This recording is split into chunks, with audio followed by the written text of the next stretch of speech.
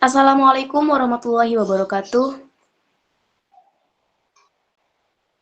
Waalaikumsalam warahmatullahi wabarakatuh. Good afternoon, everyone. Welcome to today's presentations. Before I say thanks for all my friends, and now I would like to introduce you the presenter. Our presenter today are from the fourth group. They are Madinatul Munawaroh, Nadia Nurwahyuni, Maslahatud Dianah, Umi Hafifah, Tarisa Sebdiana, and the last is Iqbal Dwi Maulana. And my name is Nafis Darussalamah. Here I will be the moderator. Today, they will present about the psychology of second language acquisitions. Without further ado, I would like to welcome our first presenter. He is Madinatul Mubarak will present about the language and brain. Time is yours. Okay, Assalamualaikum warahmatullahi wabarakatuh. Here I will explain the first slide, which is about language and the brain. Here are the main brain areas involved in language. The first one is the Broca area or the left frontal lobe. And this Broca plays a role in speech production and syntax. If this area is damaged, someone can have Broca's aphasia. What is Broca's aphasia? Broca's aphasia is a difficulty speaking, even though understanding is still good. And secondly, there is the Wernicke brain area or left temporal lobe. So the area of the Wernicke part function for language comprehension, and if there is damage to this area causes Wernicke aphasia, where a person can speak fluently but has difficulty understanding language and often produces sentences that make no sense. So it doesn't connect when spoken to. And then literalization. Literalization is language processing is more dominant in the left hemisphere of the brain, but aspects such as intonation, rhythm, emotional expression involve the right hemisphere of the brain. And then there is bilingualism. So bilingualism has a huge impact on the structure and function of the brain. Firstly, it improves brain connectivity, then it improves connectivity function as well, and it can also delay dementia. So what is dementia? Dementia is a general term to describe a decline in cognitive function that is severe enough to interfere with daily life. It is not a single disease, but a collection of symptoms that affect memory, thinking, and the ability to communicate. Okay, that's all the explanation for me, can be understood, and thank you. Thank you very much. The second presenter is Tarisa Sebdiana. She will present about the learning process. For Tarisa Sebdiana, time is yours. Okay, here I will explain about learning processes. For the first, information processing. The information processing approaches emphasize that language learning is a complex cognitive skill that develops from controlled processing to automatic processing through practice and involves mental restoring for efficiency. This approach consists of three stages. For the first, input as the reception of new information. For the second, central processing, which includes control automatic processing, declarative procedure knowledge, and restructuring. And the third, output as the fluent use of language. The second, theories regarding order of accusation. The theories regarding order of accusation theory states that grammatical elements are learned gradually based on processing limitation. The theory regarding order of accusation emphasizes that learning is successful only if the previous stage has been mastered, while Feynman outlets the processing hierarchy for the first, lemma or word access. For the second, category procedure. And the third, phrasal procedures. And fourth, S procedures. And the fifth, close boundary. And the third, competential model.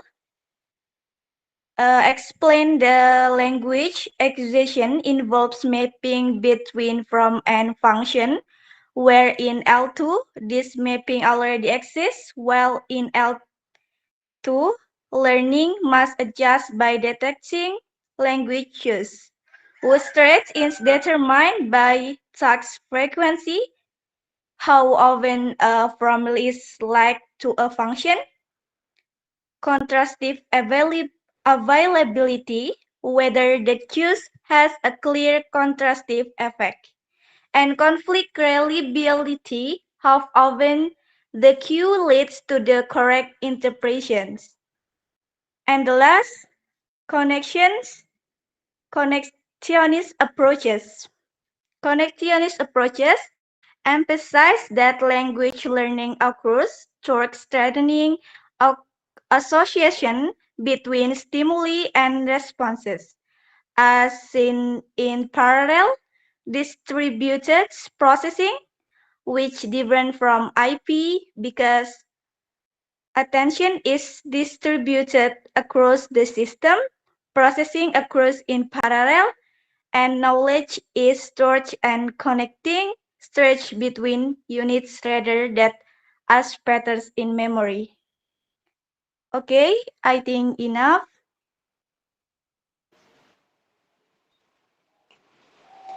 Thanks for your explanations. The next is about the differences in learners, will present by Umi Khofifah. Time is yours.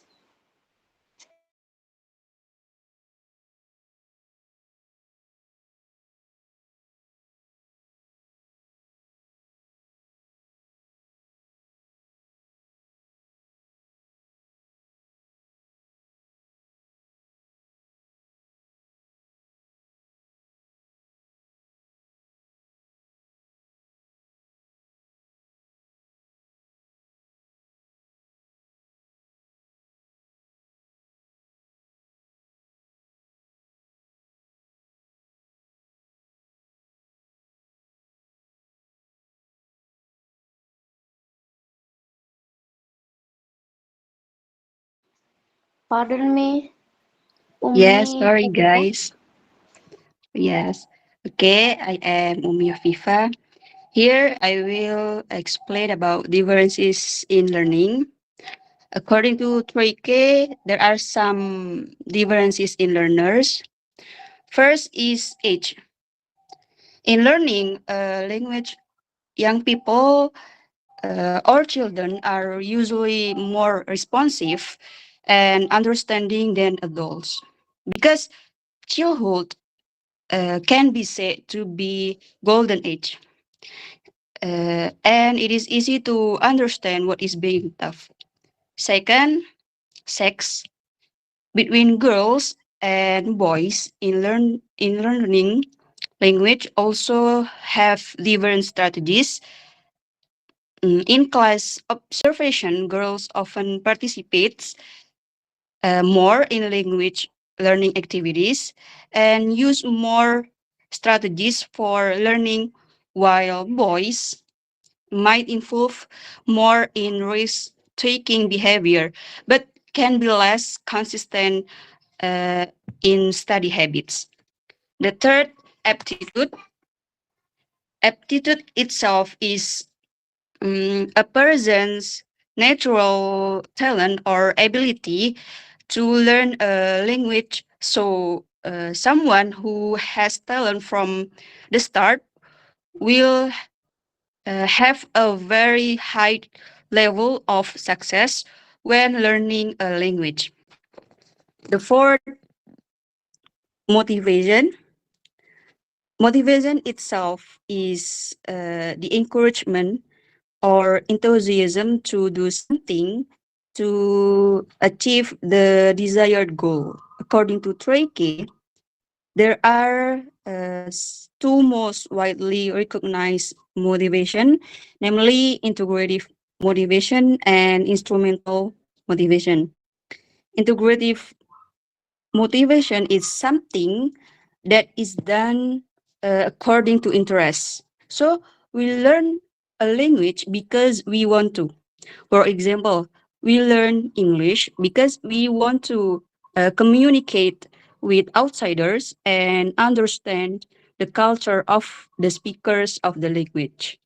While instrumental motivation is something that is done or learned for a specific purpose. For example, we learn English in order to get a scholarship abroad. The fifth, cognitive style. It is the way a person understand and process the information obtained. There are two types of cognitive style according to Traike. First, field dependent. Field dependent prefers to cooperate and discuss with groups or people around.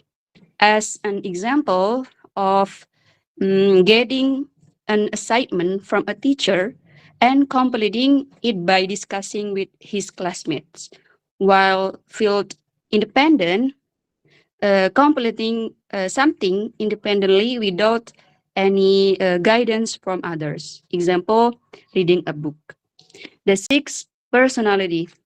So, personality is a combination of a person, mindset, emotion, and behavior that affects to the process of learning a second or foreign language, such as extrovert and introvert. Someone who has an extrovert personality will tend to be more active in speaking, more confident in social interaction. So, those with extrovert personalities, sana.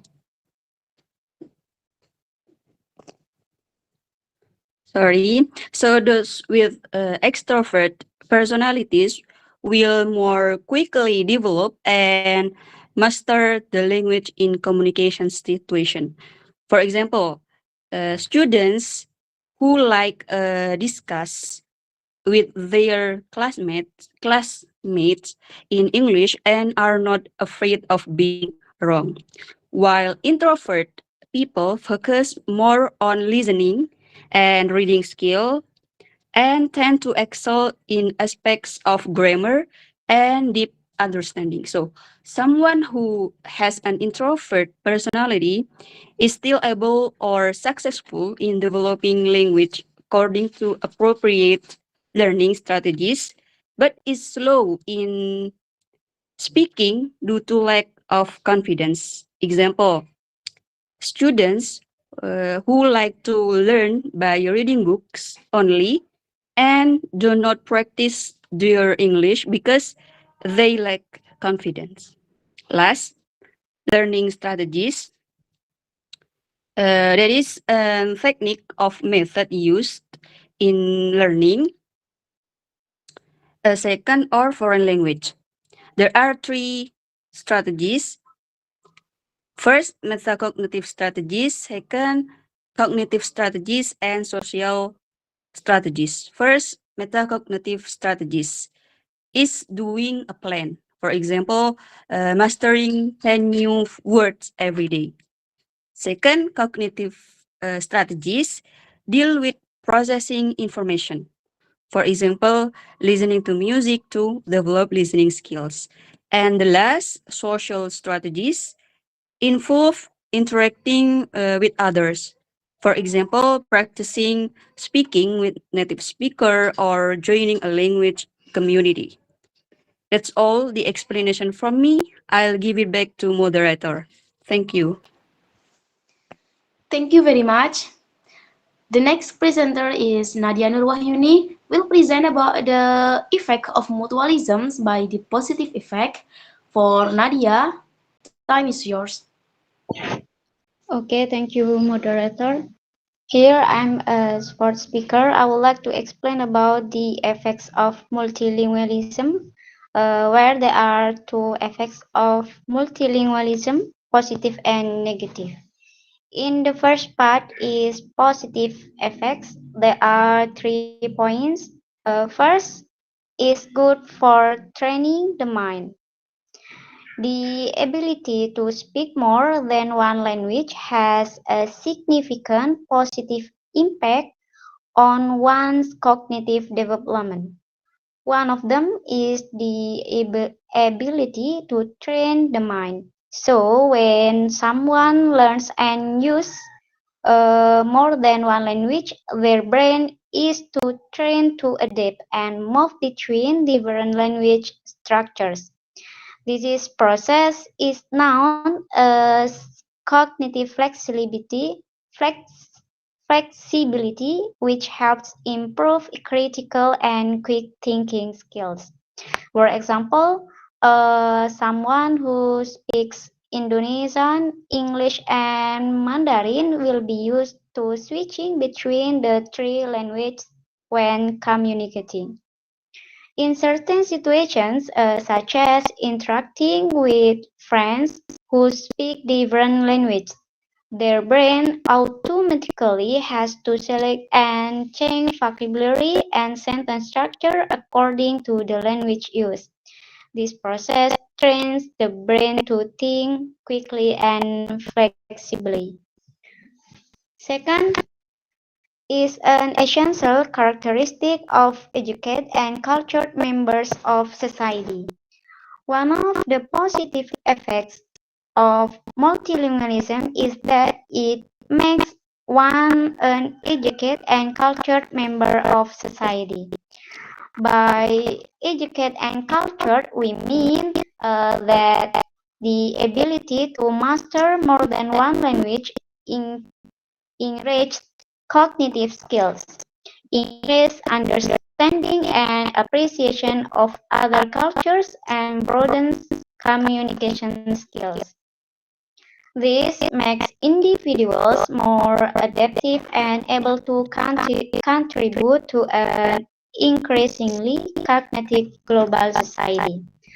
Thus, multilingualism is not only a personal asset, but also an important characteristic in creating a more inclusive, educated, and cultured society. For example, the positive impact of multilingualism as an educated member of society is that a student who can speak English and Indonesian uh, can read books from abroad and understand various information from different countries. This makes him smarter and able to think more broadly. Then, for example, the positive impact of multilingualism as a cultured member of society is that a tourist who can speak Japanese will find it easier to get along with Japanese people and understand their custom. This makes him more appreciative of different cultures and can establish good relationship with others. Plus, intellectual function based on measures of conceptual development, creativity, metalinguistic awareness, semantic development, and analytic skills. The last positive effect of multilingualism uh, that I have said. This is found in the paper by Diaz and Kingler, mentioning that one of the positive impacts of multilingualism is measures of conceptual development, creativity, metalinguistic awareness, semantic development, and analytic skills. Well, there are four summarize of positive findings according to Diaz and Kingler, namely, first, bilingual children show consistent superiority in verbal and non-verbal ability tasks. And second, bilingual children show more advanced metalinguistic abilities, especially manifested in their control of language processing. Third, cognitive and metalinguistic advantages emerge in bilingual situations involving systematic use to language, such as simultaneous acquisition setting for bilingual education. Fourth, the cognitive effects of bilingualism emerge relatively early in the process of becoming bilingual and do not require a high level of bilingual processing or the achievement of balanced bilingualism. Last, bilingual children have an advantage in use of language for verbal mediation, as indicated by higher frequency of private speech utterances and greater number of private speech functions. For more detail, please see the paper that I have shared. Okay, that's all from me. Thanks for your explanation. The next is about the effect of multilingualism, either negative impact represented by Ibu Dulana. Time is yours.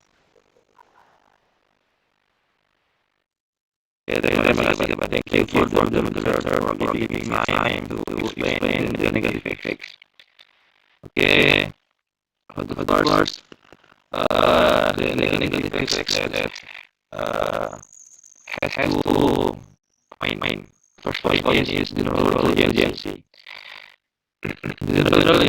General intelligence is a comprehensive ability that includes various cognitive aspects such as the ability to learn, reason, solve problems, understand complex ideas, and adapt to the environment. The second point is capacity to listening and maintenance with evidence that simultaneous bilingual bilingualism in our range of lexical development in either language, and that intensive and continuous use of L2 may reduce accessibility of language. The explanation of point 2 is causes neural lexical development in language, and that intensive and continuous use of second language or L2 can reduce accessibility of the first language L1. L2 here mean second language, and for L1 here means language 1. Okay, maybe just that from me. Wassalamualaikum warahmatullahi wabarakatuh.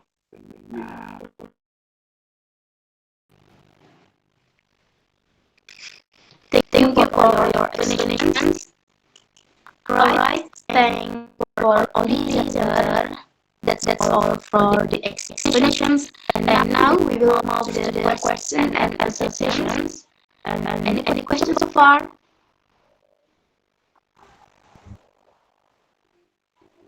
The question. My name. Tell me your question. My name is Andri Joseph Firmansyah, and my NIP is 06 There is question for this. What is the center is multilingualism?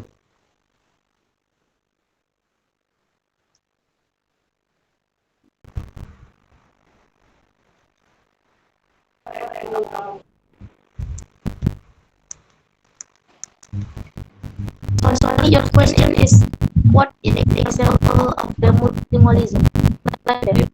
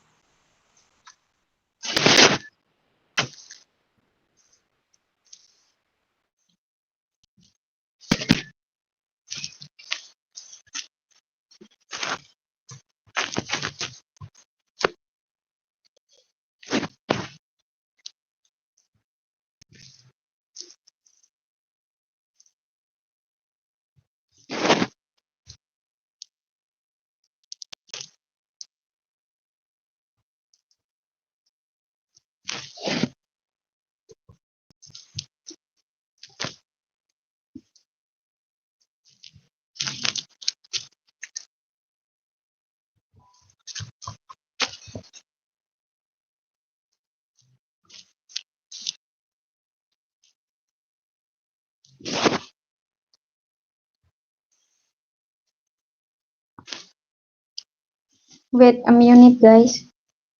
Sorry.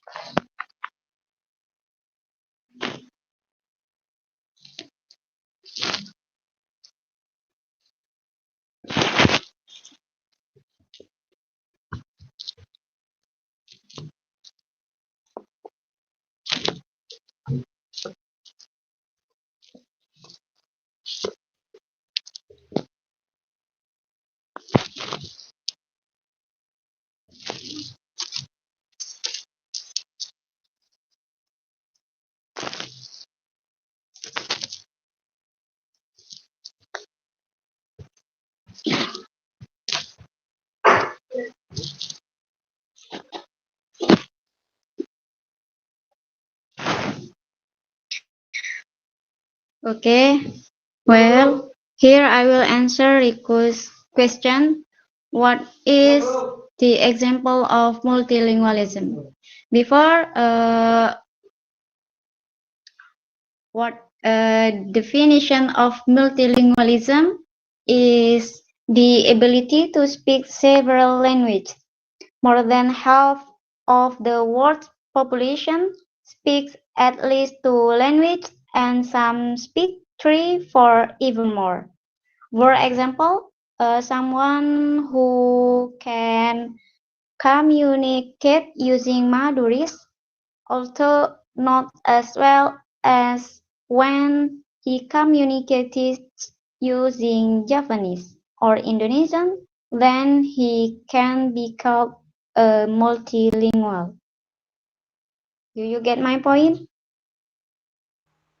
Okay, I understand right.